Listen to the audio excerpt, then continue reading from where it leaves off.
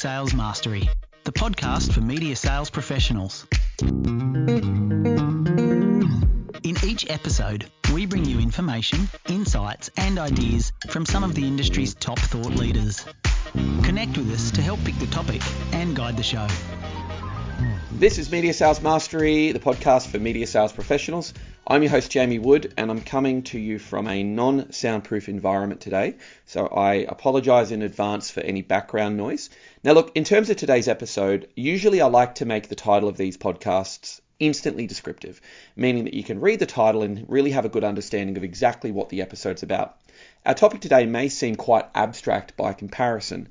Sell the dish, not the ingredients. It's a phrase coined by today's guest, Mr. David Fish. It's an expression that a former colleague of mine, Michael Dargan, used to reference quite a bit as well, particularly when coaching the sales teams on selling integrated or complex media solutions to clients. Now, at its core, we can kind of understand what it's about. This expression is really about how we develop, package, and sell media solutions to clients in a way that is easy to understand. And basically, it's about trying to make disparate pieces of inventory feel like a cohesive single idea. Really excited to get into this one, so let's do it now. The first five. David, welcome to the show. Hi, Jamie. Great to be here. Thank you for inviting me to join you.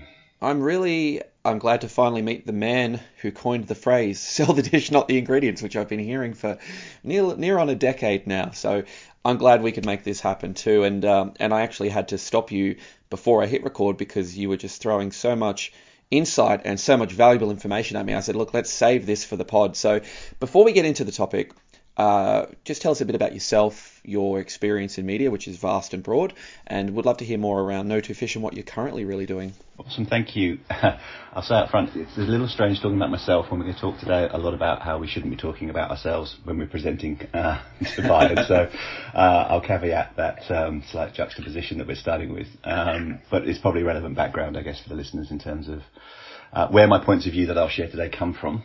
I'm very fortunate. I've had a career of nearly 30 years now in advertising and media strategy, and I've worked on all sides, and that does give me a really interesting perspective, and it's definitely something that I'm now building into the business that I'm running, and I'm working with media owners and clients directly on.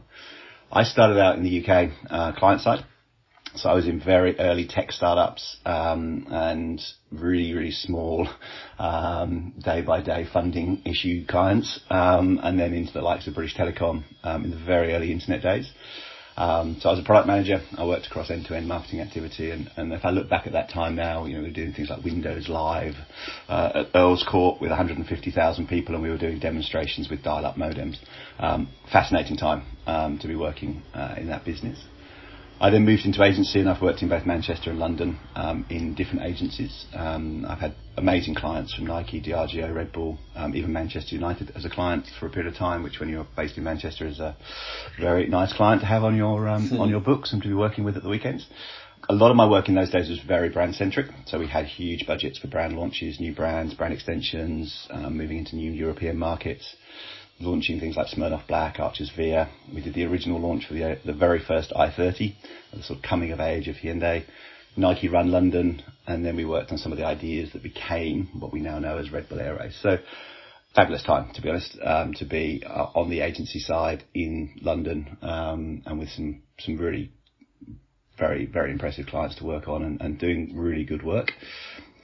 Then I moved across to Australia, and I came into Australia through what was actually Austereo. So I spent 5 years in Austereo through that period where it became Southern Cross Austereo. So interestingly, talking to some of the topics we'll cover today, watching that business go from being a metro business to being a metro, regional and TV business, and some of the challenges that brought in. And I joined Austereo to bring strategy into sales. So that was my remit, to build the strategic capability around the country. And that was a very different challenge for me, from my client and agency days. But obviously I could bring a perspective that was of huge value to the business, both an overseas perspective, but also a client and agency perspective.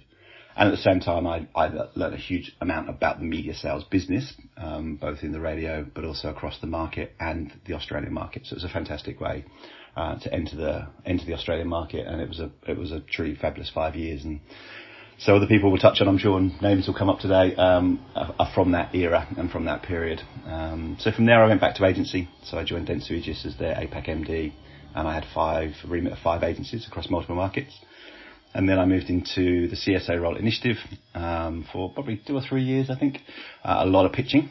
So again, a lot of the work and thinking now that things that I work on now come from those days where we were pitching a lot and seeing what really worked and what really didn't. And we're talking about $100 million pitches where losing it really, really hurts, and you spend quite a lot of time going back over why you lost something. And then I joined Group M, and my role there was to set up a bespoke agency for Westpac. And my last agency role was at a group level within Group M, where I became an internal advisor to the group, but also an external advisor to their clients, which continued to include Westpac. And at the same time, in 2019, I started No Two Fish. So I started my own business with full transparency. I started to build my own clients and started to do some of the work that I'm now doing with clients and now more so with agencies and media owners. And it was a really interesting journey. So starting to build your own business during 2 years of COVID was challenging and sort of played a lot on the timing of my decision to go into that business full time, which I did at the end of last year. So that is now my world. I get to do the work I love doing, taking the experience that I have and my perspectives out, and really working with people I enjoy working with, doing work I love doing, and bringing a perspective I think that can really help open people's minds to what's possible. A lot of what we'll talk about is about changing perspective. We get very caught up in our own little world. We see things through the lens of the business that we're in, as opposed to the lens through the market that we're going into. And so my job now is to help people move forward faster, and in any way I can to use my past experience. And I'll be honest with you, I'm loving it. The work I've been doing in the last 7-8 months has just been fabulous. So yeah, that's my background. It's a really broad experience there, which I think would be incredibly valuable. And I want to just kind of hang on a point you said there around getting out of our own world. I mean, one of the biggest pitfalls of being in media sales, and I posted this on LinkedIn recently, is you know your product intimately, you're at the coalface every day selling it, you know all the attributes and whatnot, and I use the expression of you become that annoying guy at the party that just talks about themselves. Nobody wants to hang with that guy more than 5 minutes. And that self-orientation versus client orientation is something that, if things are left unchecked, it just naturally will go that way, where people become a little bit too involved or a little bit too caught up in the minutiae of their actual product suite as opposed to the client. So it's probably a good setup for today. Sell the dish, not the ingredients. Where and when did you come up with that phrase? What was it in response to? And I guess why is, in your view, is it still relevant today? And if so, why is it so important to client pitching? I reckon that phrase is at least 15 years old, so it's amazing that it's still doing the rounds. But I actually think it shows how powerful it is, but I think it also does show how relevant it is. And I think it's probably more relevant today because of the complexity, not just in the media world, but in the agency world, in the client's world, and how that complexity interacts with each other. We have to work so much harder now to get our story to cut through and to tell a compelling story in a really simple way. So where that came from in my many strategy roles, one of my media agency role or media owner roles, but also giving feedback up to media. I was always in my agency roles very keen on being very open and honest about why we didn't buy something or why we couldn't buy something, particularly big presentations, your big partnerships for TV, for the Olympics, or joint business plans over a couple of years, why something didn't work or we didn't get something. It was always important to me to give that feedback. And I think the thing that always stood out for me in all of that work is the emphasis we put on stuff, and stuff that's largely unimportant and irrelevant to the buyer. It can be media jargon, it can be emphasizing all the bits and pieces that we're selling, and missing collectively what it does. What is the buyer buying? What is the consumer going to experience? And when we talk about all that stuff, it can be very functional and it can be very dry. So I had a workshop exercise back in that day where this came from, which was I'd get 2 people to pitch to a room of people, and they were given one piece of paper and they were just told to pitch what was on the piece of paper. And one had a bunch of ingredients, and they would basically describe those ingredients, and the other had a picture of the end product, and they just had to describe the product. And for a lot of people, it was the light bulb moment, because you'd sit there and there'd be bunch of people go, I have no idea what just happened. You've just described a whole bunch of stuff to me. Wheels, gearboxes, axles, nuts, steering wheels, I don't know what. And somebody else would go, well, I've got a Tesla. You go, oh yeah, I like that, electric car, that's pretty cool. And that's the analogy for what we do every day. We take all this stuff, we collect it from around the business, and to your point, we know the product really well and sometimes too well. We sometimes know our trade internally and all the bits that go into our trade too well, and we let that escape out into the market, and we let that go into our presentations, and we confuse and we baffle and we bore. Someone says, can I have an hour and a half of your time to come and talk about me? Is not that attractive, but that's actually often what we're saying when we have an hour and a half presentation that just talks about all the assets that the media owner has got available for the market. So that was the starting point. It's sort of the analogy definitely lives on. It definitely has as much value, if not more value today than it did then. And the exercise has the workshop still exists actually in a 2022 new and improved way. But the theme is still the same. It's a great setup for the main topic. Media sales mastery. Because looking at the dynamic that's playing out in some of the more mature media markets right now around the world, clients' marketing efforts are becoming increasingly sophisticated. I mean, we were saying offline, the role of a CMO is pretty all-encompassing. It's data, it's digital, it's looking at top and bottom of the funnel, it's market mix modeling, attribution. It's a very complex world, but then that's it's actually met with increasing level of complexity on the media publisher side, because you see a lot of media outlets are also diversifying their asset bases. They're investing in more platforms. They're really putting some more emphasis behind their data, their digital capability. So you've got a really interesting kind of scenario where there's a lot of complexity across the whole value chain, from publisher to agency to client marketing function. How does this complexity on all sides typically play out in a standard media transaction? What are some of the pitfalls that we come across with this? We can talk about two things here that I see a lot. The first is letting that complexity out. So letting that complexity impact what and how you sell. And then secondly, thinking that because the business has more, that you need to sell more. And that more is always good, when often it's not. And so there's this... I'm going to talk about value today, but I talk about value as in the benefit that we bring to a buyer or to a consumer. But often we think about bundling things to create more perceived value. And what we're doing is actually enhancing that complexity. So if we think about that complexity first, we have to stop that complexity impacting our buyers' ability to buy us. And if you think about some of the most complex objects in the world, a space shuttle or an A380, they look incredibly elegant and they look very sleek. And hidden from us is what goes on inside. Because frankly, we don't care. We want to get on A380, find our seat, try and jam our luggage into the overhead space and get comfortable for 14 hours. The fact that there's thousands of miles of cables and actuators and all sorts of stuff going on behind the scenes, we just don't care about. And if you do need to care about it, there's pages and pages and pages of documents on it. Now, if we flip that and you stripped away the skin of an aeroplane and you could see all of that complexity, we would never get on a plane. And so our goal has to be to keep the complexity inside. And the other piece that creeps into this is I think sometimes we think in marketing particularly that complexity means premium or sophistication. If it's a bit more complex, I can charge a bit more, or I look really smart, or they just won't question me on it because they don't understand it.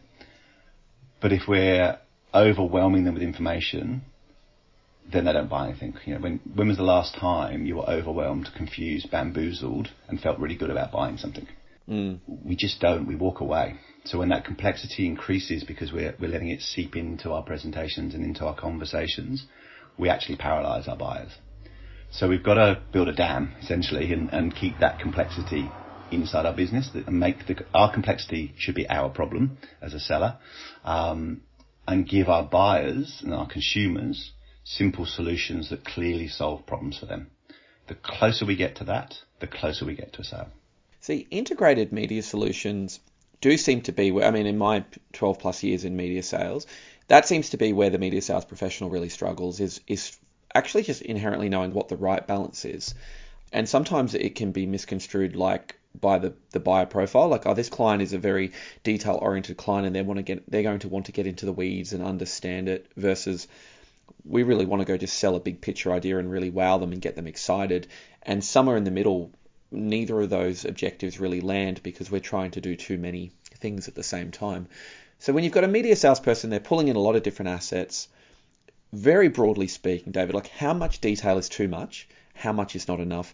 And what might be your advice on identifying and navigating this particular sort of tension that exists? The balance does need to be right for the person. So you do need to know your buyer. And we can talk, I was listening to your last podcast, I think, with Catherine, and you were talking about uncoveries, and we can come back to uncoveries because I have a view on uncoveries and good uncoveries and bad uncoveries because not all uncoveries were made the same. But because it starts there. It starts with knowing the buyer, and it starts with knowing what they want. And often there's not one buyer. So you've got a little bit of complexity, and you've got to be careful of trying to build something that talks to everybody, that ends up talking to nobody, but really knowing what that buyer or collective of people you're presenting to wants to see. And then there are some tricks, okay? There are some tricks around how you can ladder content. So how you can start with a broad summary that appeals to everybody, how you can have a little bit of detail that starts to widen that, and then you can use leave behinds to give somebody else who you know is super detail orientated, wants to look at the source, wants to understand where your data is coming from, you can produce a separate leave behind for them. And so you're not boring for other people with the detail that one person wants. So thinking about how do I create solutions for each of the people in the room that may not all be in this one presentation. How do I chunk, and this is really what the dish analogy is, how do I take the ingredients, even of the presentation, and create little dishes for each person in the room that they are going to find appetizing based on their needs and what they want from what they've asked of me. Where this starts to go wrong is exactly what you touched on earlier, which is, we're inside the business. And that's the first challenge, is we start inside. We start inside out. And we've worked for several weeks on these integrated solutions and integrated responses, and even just a media response. We've been around the business, working on everything that goes into that solution. Essentially, we're deep inside the kitchen. We're in the pantry, and sometimes we're fighting with the chef to get that really key ingredient signed off. You want the very best carrot. And if you spent 2 weeks arguing about, can we make this happen? Come on, we should do this. This client deserves it. You want to slide on that because you fought for it. The step that's missing then is taking a step back. So if you imagine you've been in the kitchen, you've been fighting with the chef, there's the ingredients now sorted out. Now step outside the restaurant and think about what is going to bring someone into this restaurant in the first place.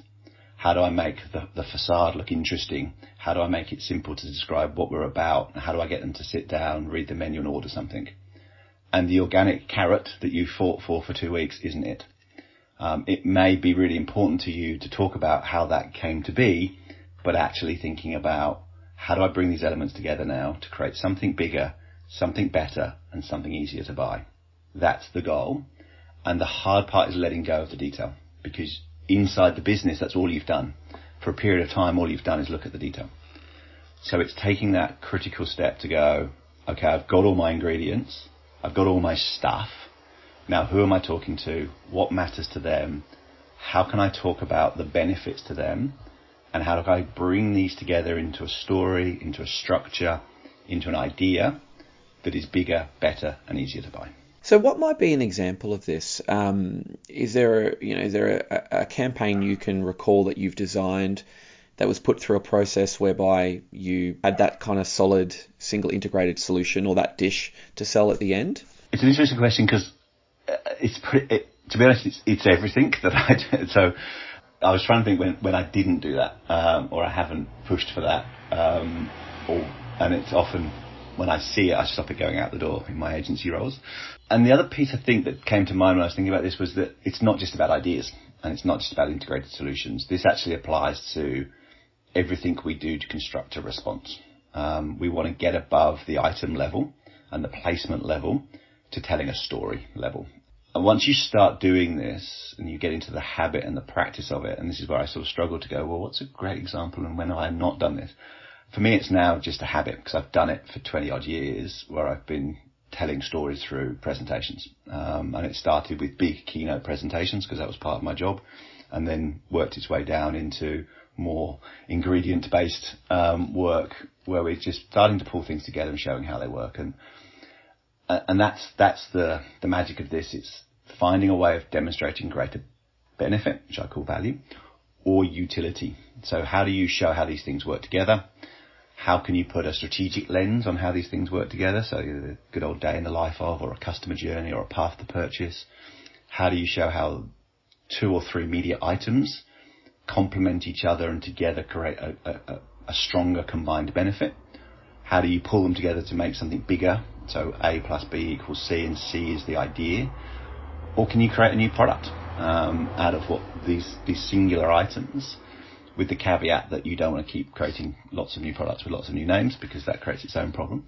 But every now and then the business probably should stop down and have a look and say, well, actually, are we selling too many little things and we should be selling 3 or 4 bigger things? So that's sort of how it manifests for me. It starts with thinking about the benefit to the end person, how I can make what I've got more attractive to them and easier for them to consume, understand, and really importantly, present on. We very, very, very rarely present to a person who is the only person that's going to be a decision maker. More often than not, the person we're talking to, whether it's a direct client, an agency client, or an agency person, and even internally, other people are going to take this presentation, this solution, this recommendation, and take it to somebody else. The harder we make it for them to do that, the less chance there is they're going to do it. So all of the time, it's this thought process around, how do I take what I've got, combine elements to make them easier to consume? So if I mash the carrots and put them in a nice sauce, it could be a smoothie. That might be more palatable than having a raw carrot. How can I keep putting things together to increase the value, the benefit to the person that I'm talking towards, the end consumer, and make them easier to understand and easier to present on? And as I say, when you get into a habit of doing this and you go back over your presentations, you'll see a distinct difference between stuff narratives, going from placement to media item, to almost reading a schedule, taking an Excel document and almost reading everything that's on the Excel, to talking about the story of what you're selling and the ease with which somebody can grasp your concept and take it on and present it to somebody else. That idea around easy to on present can't be understated either. I remember saying recently, your job's not to win the competition for best presentation in the room. It's to make your way onto the agency's recommendation and have them be able to convey that to the client. And if you can't make something easy for somebody to pick up and on present on your behalf, you're really doing yourself a disservice. It's interesting being in the channel I'm in now, which is out of home, which admittedly there's more complexity to the channel than I probably realized. I got humbled very quickly coming into it. Does this sort of philosophy and ethos apply to all media? Would some media suppliers or some types of media find this sell the dish, not the ingredients philosophy harder than others in your observation? And if so, why would that be the case? So I actually think this is universally true for clients, agencies and media. As consumers, we buy products.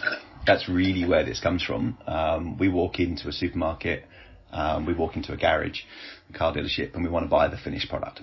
And the easier somebody makes it for us to be able to buy that, the more likely we are to buy it. There are people who have hobbies of DIY and arts and craft and cake baking, but for the most part, we want a microwave meal which someone's packaged for us, and we pop it in the microwave and we get fed.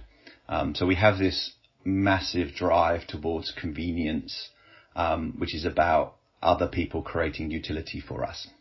And so that lives at the client level when they're building products. How do you make it easy for people to buy that product? And that's what Uber did to the taxi business.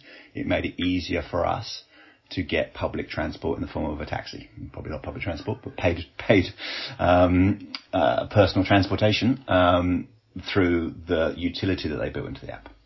It's true for agencies in their dealings with clients, and it's true for media owners in their dealings with agencies and with clients.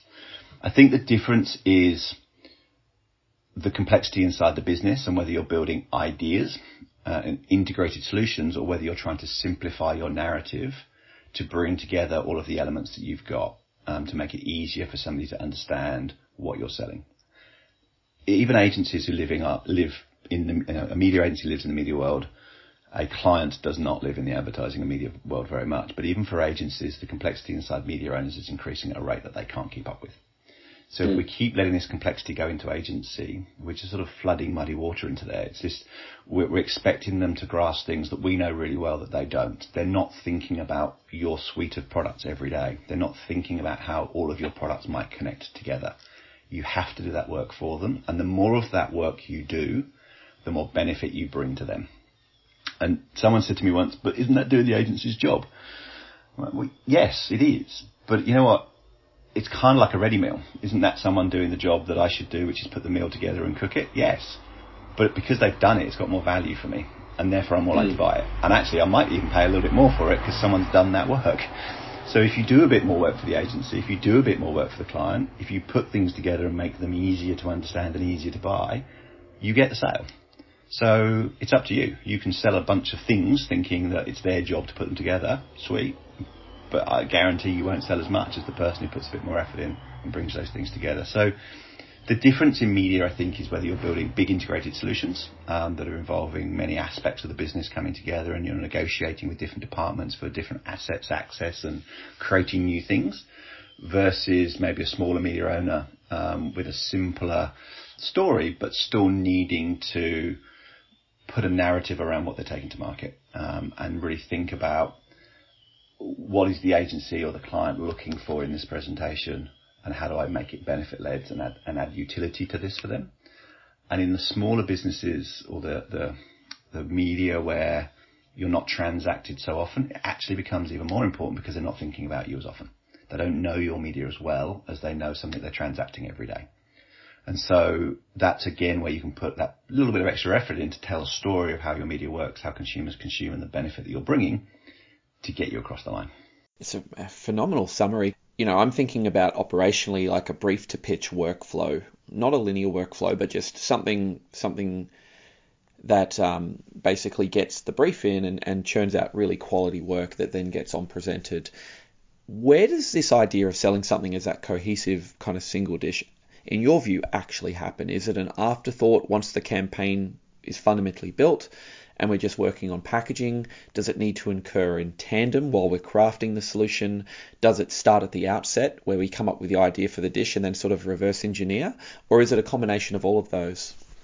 It's a bit of a combination. I think it really starts with the uncovering and doing everything you can to really get to know the client beyond the brief, if there even is a brief, which I know is a challenge in some instances. It can start. The brief could be a conversation, but it starts with that level of understanding and it finishes in the packaging. And that bit in the middle is the bit that varies by media owner and structure and type. And to some extent, you do want to know what's possible before you start constructing your story. You kind of want to know what are the ingredients I do have available to me. And then you do need a little bit of discipline. And it's actually interesting to write this down. If let's say you've got 10 ingredients, 10 things you could sell that could answer this brief, have a list on the left which says things I'm going to include, and a list on the right which says things I'm not, because that helps with the overselling. If you're true to building an idea, and it doesn't have to be an idea, but a narrative around simplifying your story to where you're bringing benefit and utility to the buyer and onto the consumer, if you can think about and be honest about those 10 things that you start with and go, 1 to 6 do that, and the others are going to draw a line through and I'm not going to include them. That's a really good discipline to have, because that will make those 6 items really solid in the way that you construct them into a story, a narrative, or an idea. So it's stepping back, letting go of the struggle of getting those ingredients ready, and looking at them and thinking, literally, what dish can I make with this? You can take flour and water and you can make pancakes. You can take flour and water and you can make glue. Kind of have different utility for different people at different times, but both pancakes and glue are more interesting than flour and water. Such a good analogy. That's the selling the dish, right? It's just thinking. Yeah. So if you go, I encourage listeners to grab some presentations and go and find some flour and water. It will be littered through PowerPoint. PowerPoint's a terrible medium for working with, because we tend to start to build in PowerPoint too early. And that's where this goes wrong as well. Once we start to commit to slides, we're reluctant to kill them. I love killing people's slides. There'll be a number of listeners who work with me who know that. It's a favourite pastime of mine, like clay pigeon shooting for PowerPoint. Starting outside PowerPoint, start in a Word document, list your ingredients, and look at them and go, okay, how do I put these together to make something interesting, which is tasty for my buyer? Or do I want to go out and try and sell flour and water? Or do I want to sell pancakes? And what if I put some honey on that? That's really interesting. Or I know this client really is trying to stick 2 things together and loves papier-mâché. I'm going to make some glue for them. That's where you've got to know your buyer, because pancakes for one buyer is sumptuous and glue for another buyer might work. Swap that over and you don't get the sale.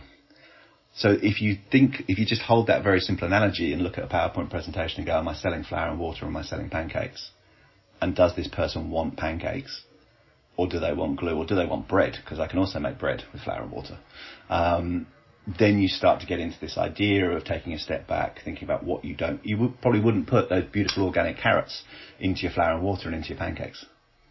Maybe you would, maybe you wouldn't. It's having that conscious thought, which I think is best done outside of PowerPoint, because I find PowerPoint's a bit evil in this regard. It clouds your judgment when you start putting beautiful pictures on slides.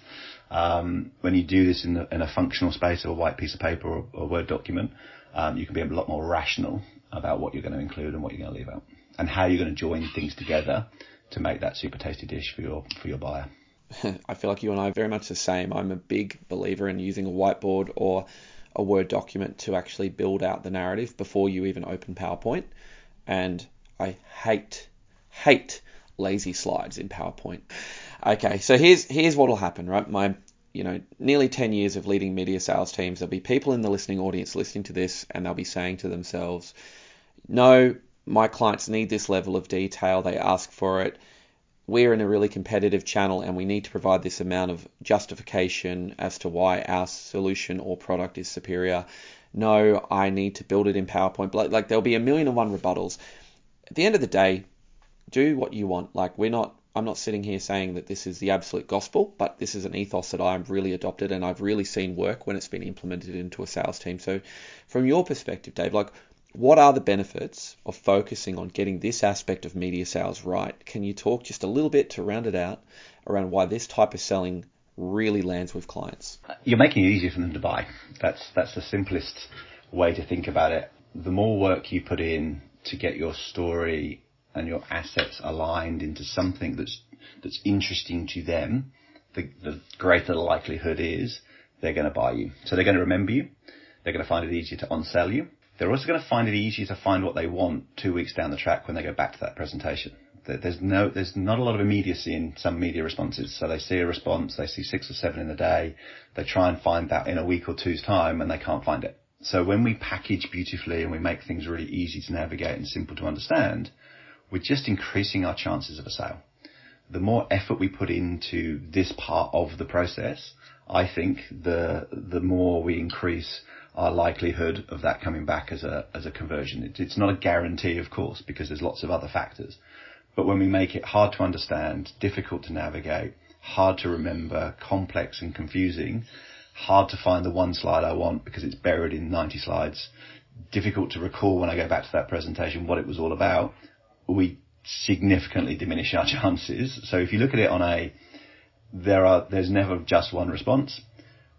By taking an approach like this, what you're doing is elevating your response above the others. Now, your media may not get selected. That's a whole different challenge. But if the media makes it onto the plan and the budgets are working, this approach puts your response above another response that doesn't take this approach. Love it. I can't ask my sales manager that. Okay, we're going to wrap it up with a listener question. This one was submitted via LinkedIn, which I continue to plug shamelessly every podcast because I love getting these questions. And here it is. I get a lot of feedback from my sales manager that my proposals need to be simpler, shorter, and packaged better. I work in a heavy trade focus channel where a lot of my proposals are really heavy on pricing, data, and technical details. I don't know how to simplify something like this when the client requires so much detail in their brief and I'm not selling an idea-led response. So pretty relevant to the topic we're talking about, this one. What's your initial impression of this question, just reflecting on hearing that? Yeah, I think it's great. I think it's absolutely bang on with what we're talking about. I think as we've touched on, this approach doesn't need to be just for an idea. It's about simplifying a story. So one way to think of this in this situation is, what's the 5-minute version of your presentation? There's a 5-minute version of every deck. And you know what? It's a good thing to have because sometimes your meeting becomes 5 minutes. This happens to clients with, CMOs presenting to CEOs. They have a 30-minute slot and the CEO, EA calls up and says, sorry, they've only got 5. I've seen it happen a lot in board presentations, right? We spend months on board presentations in major clients and a CMO gets cut to 5 minutes and they've got 60 slides. everyone should know their 5-minute version. If you've got your 5-minute version, what you've done is you've rolled up your major content pieces into key points. So in this instance, I'm pretty confident we could create a slide on pricing with the top three things you need to know about pricing. Slide 2, we could create a slide on data and the top 3 things you need to know about data. Might be where we get it from, might be what's changed, might be key numbers. We could have a slide on technical details. Here's what is new and here's where to find the specs you need. In 3 slides, however many slides are in this very detailed deck, we could tell that story, and those 3 slides then become key navigation points. And importantly, what they allow the recipient to do is choose their own adventure. You can go, hey, here's what I'd like to touch on today about pricing. These are the top 3 things that we're going to cover. Which of those is most relevant to you right now? Great, let's talk about that one. Here's what I've got on the technical side of our business. Got it, I understand those 3. We work with you a lot. That's new to me. Can we talk about that? Sure, let's go to that section of the presentation. So by building your 5-minute presentation, you've built your navigation. And through your navigation, you can create simplification of your entire story and of your entire presentation, and now give some control to the person who's receiving this information so that they can choose the level of detail in the areas most relevant to them. The worst thing I see, and on the recipient side of this, when I'm receiving this, it really, really grates. When you've got a presentation and you're running out of time, the presentation's too long for the time that you've got, or the time's been cut short, and you say, can we speed this up? Can we get to the important points? And people just go through the same set of slides faster. And they just make less sense faster. They may not be making sense anyway, and now we're just going through slides just quickly to get to the end because they want to present every slide. You've got to know your shortcuts, and if you build your shortcuts, I think it solves this problem. You've still got all your detail. You've got to, I think it's Hemingway said, to write a short story, you first got to write a really long one. You've got to build that detail response. But once you've done that, you can then create these 3, and there's probably no more, 5-minute presentation, 3 to 5 anchor slides, that then by doing that, you're building this sophisticated, elegant A380-like story underneath which sits all this complexity. And you're creating this ability to dive into that complexity as and when you need to, as opposed to walking out there with your A380 with no skin on it, just showing wires and actuators and gears falling out all over the place. That's what I imagine this presentation might look like at the moment in my head, in my visual mind. And what I'd love to see is we package that so that these 3 slides lead, and all of that complexity is tucked in behind each of those 3 slides. And I genuinely believe that's possible. I wholeheartedly agree. I think, the idea of a pitch on a page or the 5-minute version is a fantastic thing to aspire towards, irrespective of what channel you work in. You can, if you're building any sort of media solution, you can, with a bit of work, group things under 2 to 3 key kind of headings. Like it takes time and practice, but to my mind, that rule of 3, there's a reason they say Steve Jobs is such a persuasive presenter. It was always that rule of 3 he would come back to, and just simplifying the complex. We never remember the 4th. Phenomenal. You don't. Some kind of weird triangle. I haven't worked out. I've done a lot of study of psychology and neuroscience, and I haven't found the golden nugget of how triangles work in our brain, but they do work. So absolutely, if you can draw your presentation as a triangle and force yourself to only have 3 key points or 3 key slides, you'll get to your 5-minute version, and it will solve a lot of these challenges that we're talking about. When we're not in a solutions sell, we're not selling a big idea, but we're still looking to bring our story together with some simplification. I love it. Well, that is a fantastic wrap up. Before we let you go, tell us a bit more around No2Fish, how the audience can learn more about you and what you're currently doing. Sure. So you can probably tell I'm quite passionate about this topic and the work in this space. And that's, as I said earlier, what I get to do now is spend my time doing the things I love to do and helping people in with my experience. So I spend roughly half my time in this sort of space, working with media owners, agencies and clients directly on how they can refine and improve how they sell. So their strategic problems for businesses, but how we build highly effective leadership teams that can think strategically, but also deliver on that plan.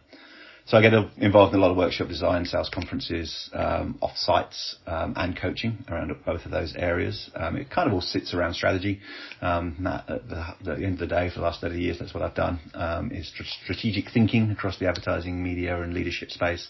But it manifests itself in those 2 areas. And as you can tell, this is an area that I'm super passionate about, helping people bring that outside perspective and challenge people to really think about what matters to clients. So And in the interest of keeping it simple, you can find me at davidfish.com.au or just fish@davidfish.com.au. If you want to drop me an email, say hello, reach out, challenge me, tell me that this doesn't work. I'm always open for those conversations as well.